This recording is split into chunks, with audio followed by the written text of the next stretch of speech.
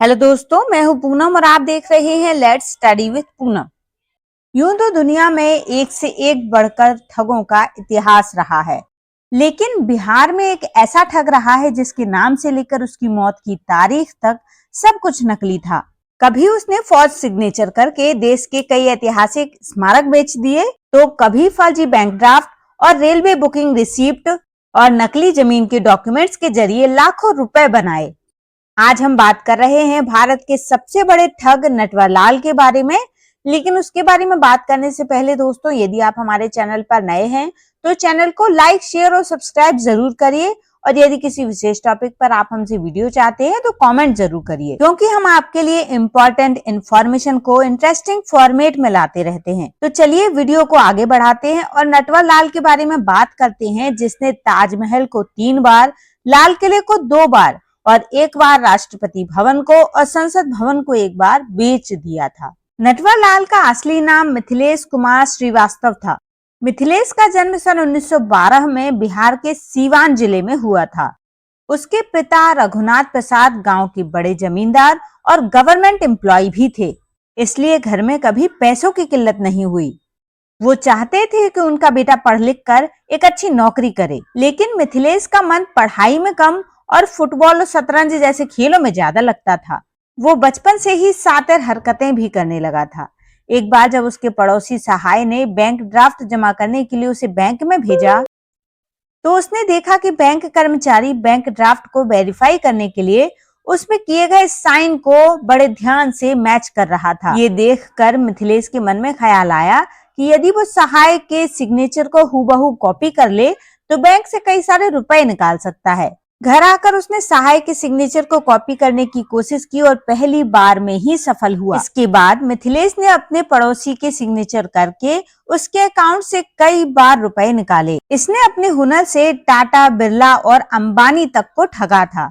वो कभी जरूरतमंद और कभी समाज सेवी बनकर उनके पास पहुंचता और बड़े बड़े डिमांड ड्राफ्ट्स और चेक लेकर फरार हो जाता। लेकिन उसे सबसे ज्यादा पॉपुलैरिटी तब मिली जब फेक डॉक्यूमेंट्स के बल पर 3 बार ताजमहल को, 2 बार लाल किले को, 1 बार संसद भवन को और 1 बार राष्ट्रपति भवन को उसने बेचा। जिस दिन उसने पार्लियामेंट को बेचा उस दिन वहां सेशन चल रहा था और कईयों सांसद वहां बैठे हुए थे।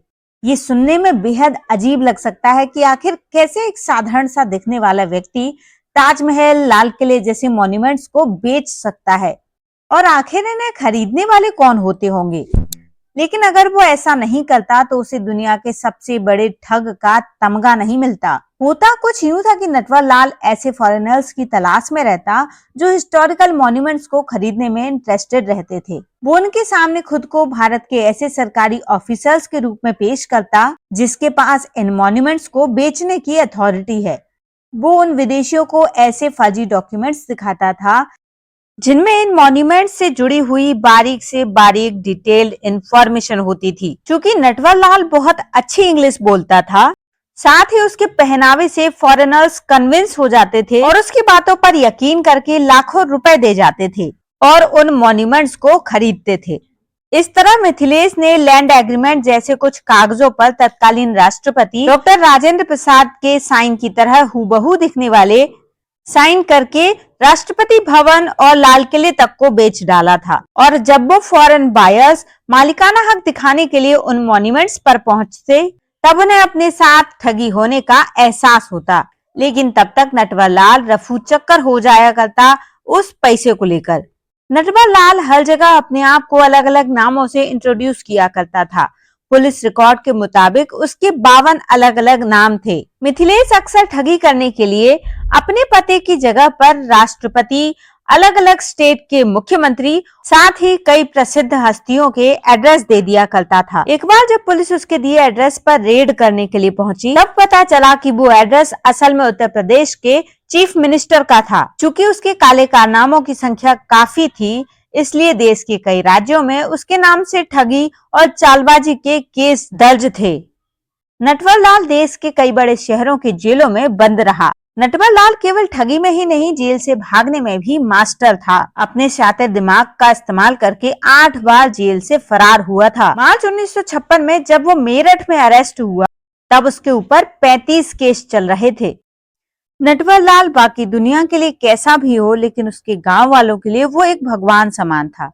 लोग उसका नाम भी सम्मान से लिया करते थे।